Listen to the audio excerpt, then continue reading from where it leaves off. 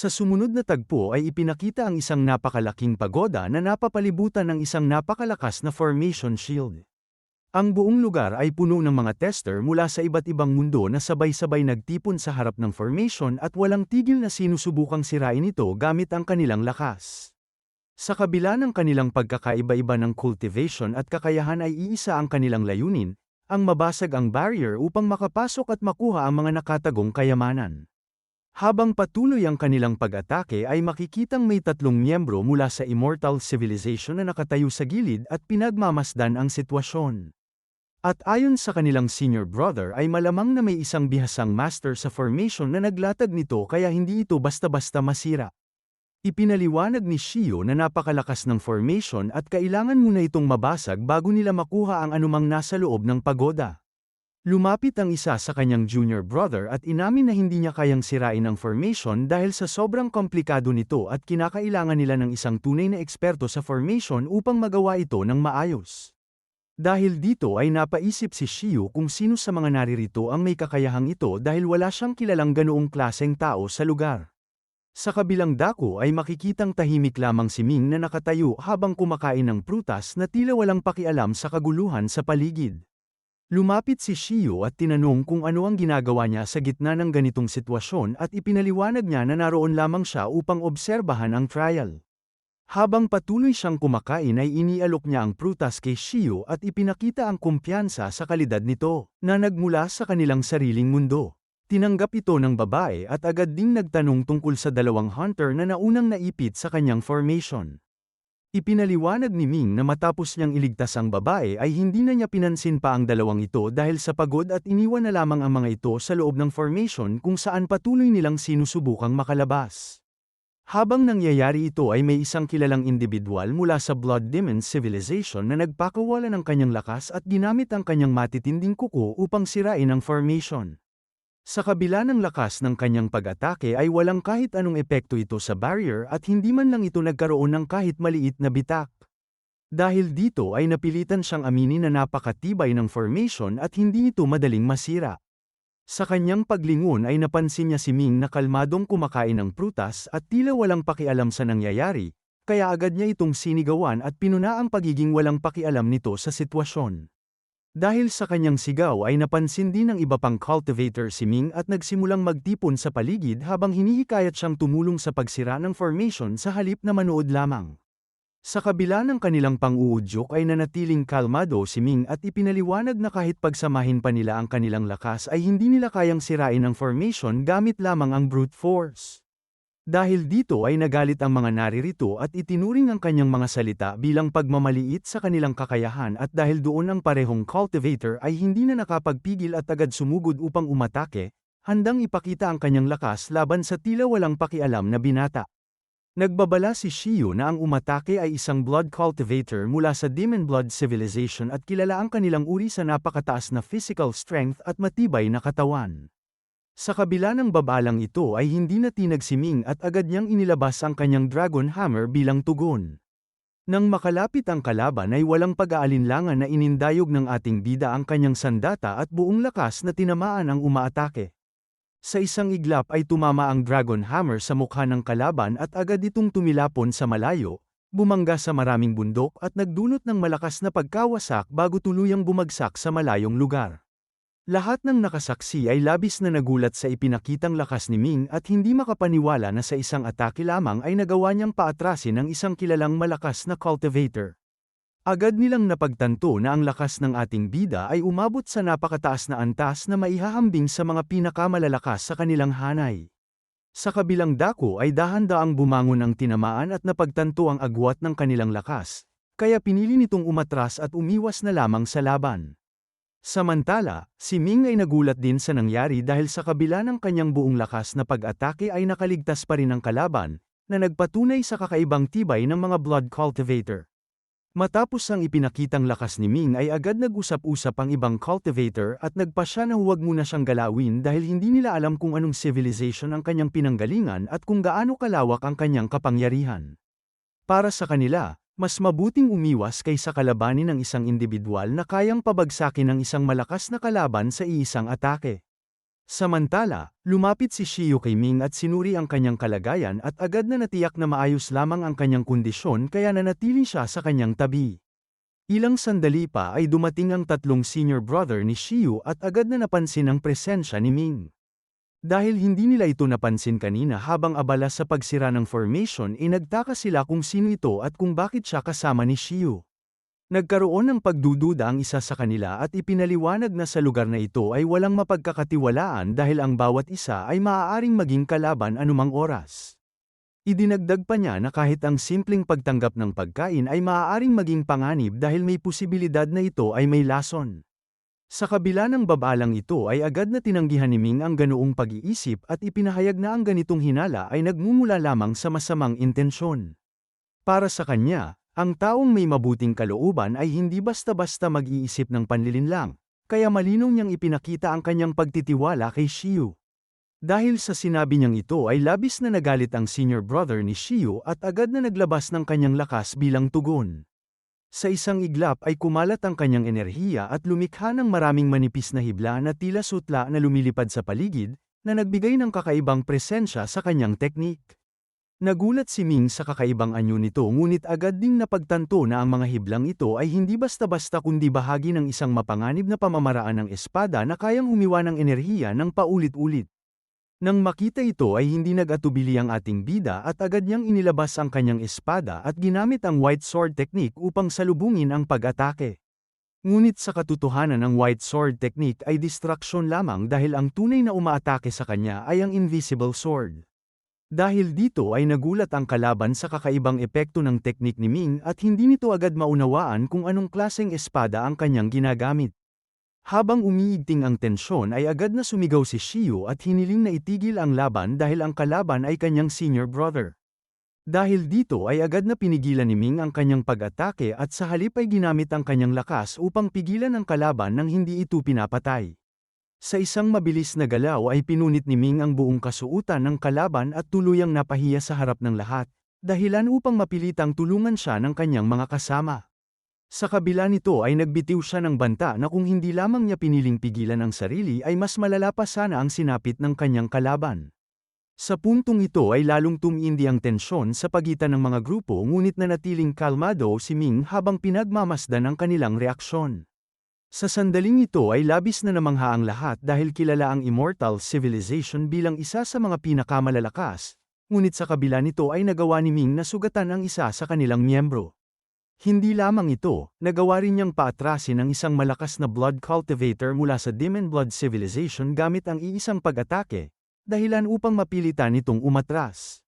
Dahil dito ay nagsimulang magtanong ang mga naririto kung sino ba talaga ang binatang ito, saan siya nagmula, at anong klaseng civilization ang kanyang kinabibilangan. Habang patuloy nilang inoobserbahan si Ming ay napagtanto nila na hindi lamang lakas ang kanyang taglay kundi pati na rin ang malawak na karanasan sa labanan. Nakita nila kung paano niya nililihis ang atensyon ng kalaban sa harapan habang gumagamit ng hindi nakikitang espada upang umatake mula sa likuran. Dahil dito ay napagtanto ng lahat na kahit pa nagmula siya sa mas mababang antas ng civilization ay hindi may kakaila ang kanyang kakayahan sa pakikipaglaban at ang dami ng kanyang mga kagamitan at teknik. Dahil sa pangyayaring ito ay nagliyab ang galit ng mga kabilang sa Immortal Civilization at itinuring itong isang matinding insulto sa kanilang pangalan. Para sa kanila, hindi katanggap-tanggap na hamunin ng isang mula sa mas mababang antas ang kanilang dangal. Kaya nagpasya silang kumilos upang ipakita ang kanilang kapangyarihan. Isa-isa nilang pinakawalan ang kanilang enerhiya at naghanda para sa isang seryosong laban-laban kay Ming. Agad na tumayo ang dalawa sa kanilang hanay at naghanda na lusubin si Ming. Sa kanilang isipan ay kailangang maparusahan ang ating bida dahil sa ginawa nitong paghamon at pagpapahiya sa kanilang harapan. Habang papalapit sila upang umatake ay malinaw ang kanilang determinasyon na tapusin ang laban at patunayan ang lakas ng kanilang civilization. Ngunit bago pa man sila tuluyang makalapit ay mabilis na humarang si Shiyu sa harap ni Ming at nakiusap na itigil ang laban. Ipinahayag niya na hindi masama ang binata at sa katunayan ay ito pa ang nagligtas ng kanyang buhay mula sa panganib. Ipinaliwanag niya na kung hindi muna siya inatake ay hindi rin ito maghihiganti. At sa kabila ng pagkakataong tapusin ang laban ay pinili nitong magpigil at hayaang mabuhay ang kanyang kalaban. Dahil dito ay muling iginiit ni Xiu na huwag na nilang ipagpatuloy ang pag-atake laban kay Ming. Sa sandaling ito ay inilagay ni Ming ang kanyang kamay sa balikat ni Xiu at mahinaong ipinahiwatig na umatras muna ito dahil malinaw na hindi makikinig ang kanyang mga kapatid. Para sa ating bida, isa rin itong pagkakataon upang masukat ang tunay na lakas ng mga mula sa Immortal Civilization at dahil dito ay naghanda siya at hinarap ang paparating na laban ng may buong kumpiyansa. Agad na naglabas ng kanilang kapangyarihan ang dalawang kalaban at ginamit ang kanilang mga natatanging teknik habang si Ming naman ay nagpakawala rin ng kanyang enerhiya at inindayog ang kanyang espada. Sa isang iglap ay pinakawalan niya ang Emperor Flame Sword na nagbuga ng matinding apoy patungo sa kanyang mga kalaban. Subalit sa sandaling magtatagpo na ang kanilang mga pag-atake ay biglang lumitaw ang isang malaking scroll sa pagitan nila at sinalo ang parehong lakas, dahilan upang agad itong maglaho na parang walang nangyari.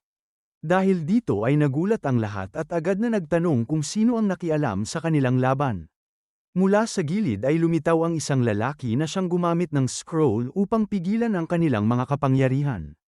Ipinahayag niya na hindi patas ang laban dahil dalawa laban sa isa. Kaya iminungkahi niyang gawing patas ang sitwasyon sa pamamagitan ng pagharap sa isang dalawang laban sa dalawa.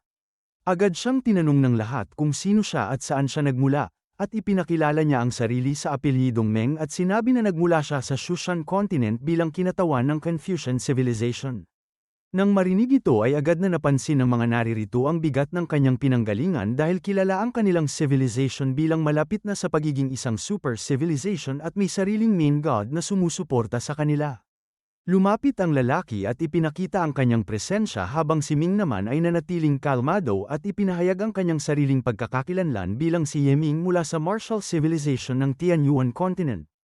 Sa sandaling ito ay kinilala ng lalaki ang potensyal ng martial civilization at ipinaliwanag na bagaman ito ay may malaking kakayahan at malapit sa pag-abot sa mas mataas na antas, sa kasalukuyan ay nananatili pa rin itong nasa intermediate level na maaaring makaapekto sa pag-unlad ng isang cultivator. Dahil dito ay nagulat si Ming at agad na ninais maunawaan kung paano nakakaapekto ang antas ng kanyang civilization sa kanyang sariling cultivation, ngunit ipinagpaliban muna ng lalaki ang paliwanag at nagtuon sa kasalukuyang sitwasyon at hinarap niya ang dalawang kalaban at tinanong kung ano ang kanilang balak sa puntong ito. Sa kabilang panig ay napagtanto ng tatlong mula sa Immortal Civilization na hindi magiging madali ang pakikipaglaban sa isang miyembro ng Confucian Civilization dahil sa kanilang koneksyon sa main god at sa kakayahan nilang tumanggap ng tulong sa oras ng pangangailangan. Dahil dito ay pinili nilang umatras upang maiwasan ang mas malaking gulo na maaaring magdulot ng kapahamakan sa kanilang grupo. Nagpasya silang umalis at inutusan si Xiu na sumama sa kanila. At bago tuluyang lumayo ay humingi siya ng paumanhin kay Ming para sa nangyaring alitan. Bilang tugon ay ipinahayag ni Ming na hindi na ito kinakailangan dahil sa lugar na ito ay natural lamang na maging kalaban ang bawat isa. Gayunpaman malinaw niyang ipinahiwatig na hanggat hindi siya unang aatakihin ay hindi rin niya ituturing na kalaban ang sinuman, ngunit kapag siya ay sinalakay ay hindi siya magdadalawang isip na gumanti. Matapos ang lahat ay tuluyan ang umalis si Xiu kasama ang kanyang mga kapatid at muling nanahimik ang paligid. Sa kanilang pag-alis ay napaisip si Ming at ipinahayag na kung maaaring iwasan ang laban sa pamamagitan ng talino ay mas mainam ito kaysa sa walang saysay na pakikipaglaban. Samantala, ang lalaking mula sa Confucian Civilization ay muling bumaling sa kanya at humihingi ng premyo sa pagbibigay tulong kay Ming at humihingi ng mansanas na kinakain ni Ming kanina. Bilang kabayaran ay naglabas si Ming ng pagkain at prutas at ipinakita na marami siyang dala, kaya iminungkahi niyang magpahinga muna at kumain habang pinagmamasdan ang nangyayari sa paligid. Dahil dito ay natuwa si Ming at nagmungkahi na maglatag sila ng mesa at upuan upang mas komportable silang makakain habang inoobserbahan ang mga cultivator na patuloy na sumusubok sirain ang formation. Sa kabila ng tensyon sa paligid ay nagawa nilang maupo at kumain ng payapa habang pinapanood ang tila walang katapusang pagtatangka ng iba. Sa kanilang pagmamasid ay ipinaliwanag ng lalaki na hindi dapat maliitin ang mga naririto dahil lahat ng ito ay mga henyo mula sa kani-kanilang civilization na pinili at ipinadala sa lugar na ito. Para sa kanya, mali ang paraan ng karamihan dahil sinusubukan nilang sirain ang formation gamit lamang ang lakas, kahit alam nilang hindi ito sapat. Ipinunto rin niya na may ilan sa kanila ang nagkukunwari lamang, tulad ng isang cultivator na nagpapakitang pagod upang hikayatin ang iba na ubusin ang kanilang lakas bago sila magharap-harap sa huli. Sumang-ayon si Ming sa obserbasyon na ito at napansin din niyang marami ang nag-aakto lamang sa halip na seryosong subukan ang kanilang kakayahan. Gayunpaman para sa kanya ay kakaiba pa rin dahil ang mga naririto ay pawang matatalino, kaya tila hindi madaling malinlang ang isa't isa, ngunit sa kabila nito ay patuloy pa rin ang kanilang pagpapanggap. Ipinaliwanag ng lalaki na maaaring magpatuloy ang ganitong sitwasyon hanggang sa sila ay mapagod at huminto, at sa panahong ito ay mas mainam na maghintay, magmasid, at maghanda. Habang nagpapatuloy ang kanilang pag-uusap ay nagtanong si Ming tungkol sa naunang pahayag ng lalaki ukol sa epekto ng antas ng civilization sa sariling cultivation. Bilang tugon ay tinanong siya kung alam ba niya ang mga yugto patungo sa pagiging isang martial god. Ipinaliwanag ng lalaki ang iba't ibang antas na kailangang tahakin bago maabot ang ganitong kapangyarihan at unti-unting inilapit ang usapan sa mas malalim na koneksyon nito sa pinagmulan ng isang cultivator. Ibinunyag niya na ang pagiging isang main god ay hindi lamang nakasalalay sa sariling lakas kundi pati na rin sa ugnayan nito sa kanyang civilization. Sa sandaling maabot ang mas mataas na antas ay may direktang papel ang heavenly civilization sa pagpili kung sino ang magiging karapat-dapat na umangat pa. Dahil dito, ang pagiging isang tunay na napiling individual ay hindi lamang bunga ng talento kundi pati na rin ang lakas at katayuan ng kanyang pinanggalingan. Ipinaliwanag pa niya na ang mga nilalang na tinatawag na main god ay isang bagong anyo ng buhay na maaaring makamit ng sinuman anuman ang lahi, ngunit ang pag-abot sa mas mataas pang antas ay nangangailangan ng pagkilala mula sa sariling civilization. Sa yugtong ito ay malinaw na ipinakita na ang kapalaran ng isang cultivator ay hindi lamang nasa kanyang sariling kamay kundi nakatali rin sa lakas at impluwensya ng kanyang pinagmulan. Ipinaliwanag ng lalaki na sa kasaysayan ay wala pang nagmula sa martial civilization na naging main god dahil sa kahinaan ng kanilang pinagmulan.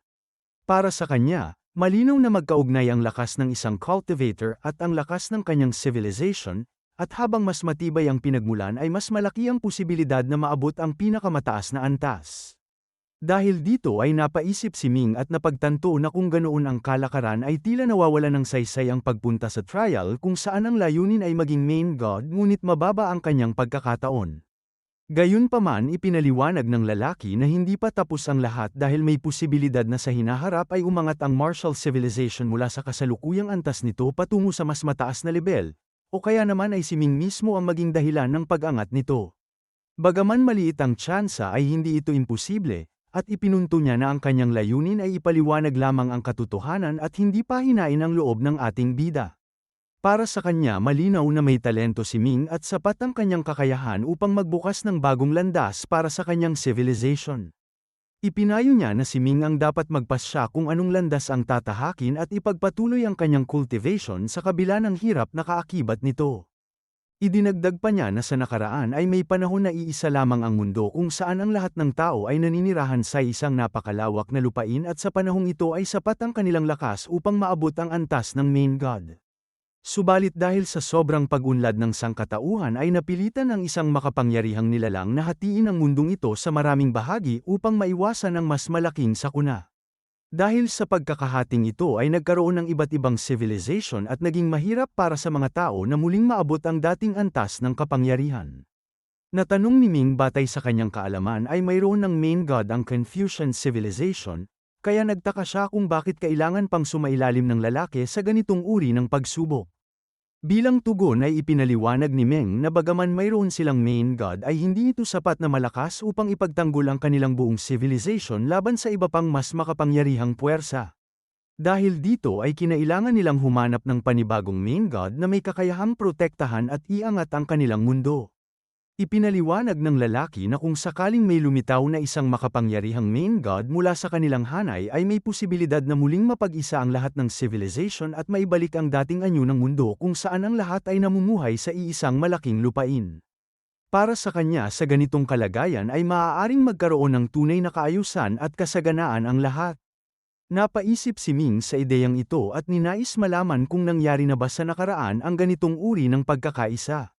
Ipinaliwanag ng lalaki na minsan na itong nangyari noong panahon na may isang makapangyarihang nilalang na nagbuklod sa lahat ng civilization at pinamunuan ng sangkatauhan tungo sa kasaganaan. Sa panahong ito ay laganap ang kapangyarihan at maraming main god ang umiiral sa iba't ibang larangan. Ngunit sa kabila ng lahat ay dumating ang isang pangyayari na nagbago sa daloy ng kasaysayan at nagdulot ng pagkawasak ng iisang mundo, dahilan upang tuluyang maghiwa-hiwalay ang mga lupain at mawala ang ugnayan sa isa't isa. Dahil dito ay naging mahirap na muling maabot ang dating kalagayan at ang bawat civilization ay napilitang umunlad ng hiwa-hiwalay. Ipinaliwanag ng lalaki na sa kasalukuyan ay wala ng ugnayan ang mga civilization at sa halip ay naging magkakaaway ang bawat isa. Sa mga salitang ito ay napaisip si Ming at naisip ang nakaraan kung saan iisa lamang ang mundo, at napagtanto niya kung gaano kalaki ang maaaring pag-unlad ng sangkatauhan kung muling magkakaisa ang lahat sa ilalim ng isang main god. Sa kanyang isipan ay sumagi ang pagnanais na maranasan ang panahong ito kung saan ang lahat ay namumuhay ng magkakasama. Dahil dito ay nagtanong si Ming tungkol sa lugar na kanilang kinalalagyan at kung sino ang may likha ng trial grounds. Ipinaliwanag ng lalaki na ang lugar na ito ay nilikha ng mga sinaunang master na nabuhay pa noong iisa pa ang mundo. Ang mga ito ay patuloy na nagmamasid sa lahat ng nangyayari at may malalim na kaalaman sa galaw ng bawat kalahok. Alam nila na darating ang panahon ng kaguluhan kaya naghanda sila ng ganitong pagsubok upang makapili ng mga bagong talento na magdadala sa kanilang mga civilization sa mas mataas na antas.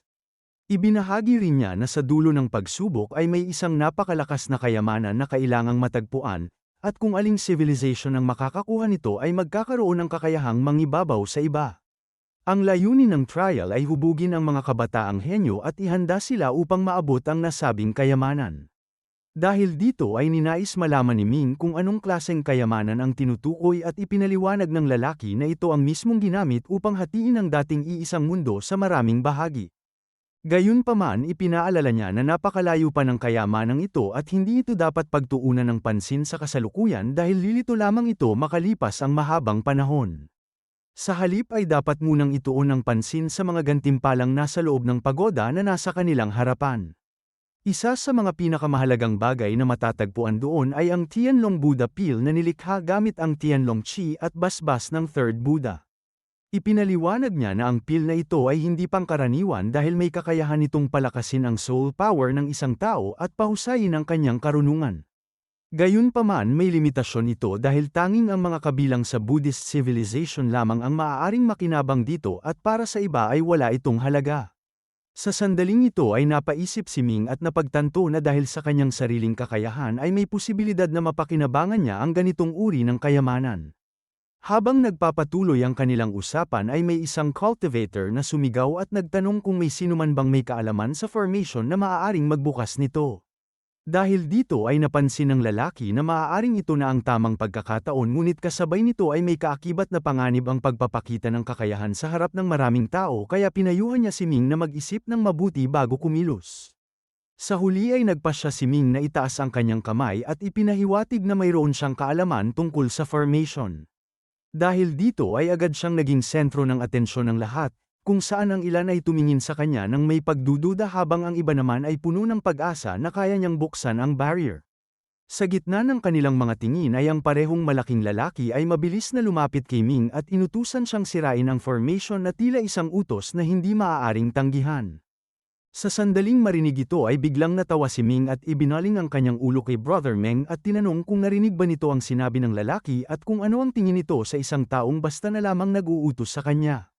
Para sa ating bida hindi sapat ang basta lakas upang igiit ang ganoong awtoridad kaya nais niyang malaman kung karapat-dapat ba ang lalaking ito na utusan siya. Bilang tugon ay ipinaliwanag ni Brother Meng na maaaring may kakayahan ang lalaki na magbigay ng utos ngunit nasa kay Ming pa rin ang pagpapasya kung susundin niya ito o hindi. Hindi nagtagal ay agad na kumilos ang malaking lalaki at walang pag-aatubiling itinaas ang kanyang palakol upang lusubin si Ming. Sa kanyang pag-atake ay malinaw na wala siyang balak makipag-usap pa at handa siyang gamitin ng dahas upang makuha ang gusto. Gayunpaman hindi rin nagpatinag ang ating bida at mabilis na sumagot ng sariling pag-atake upang salubungin ang paparating na panganib. Sa sandaling nagbanggaan ang kanilang mga lakas ay sumabog ang isang napakalakas na enerhiya na umalingaw-ngaw sa buong paligid. Dahil sa tindi ng epekto ay napaatras si Meng upang muling ayusin ang kanyang posisyon habang sinusuri ang kakayahan ng dalawang cultivator at sa puntong ito ay naging malinaw na pareho silang nagtataglay ng napakataas na antas ng kapangyarihan.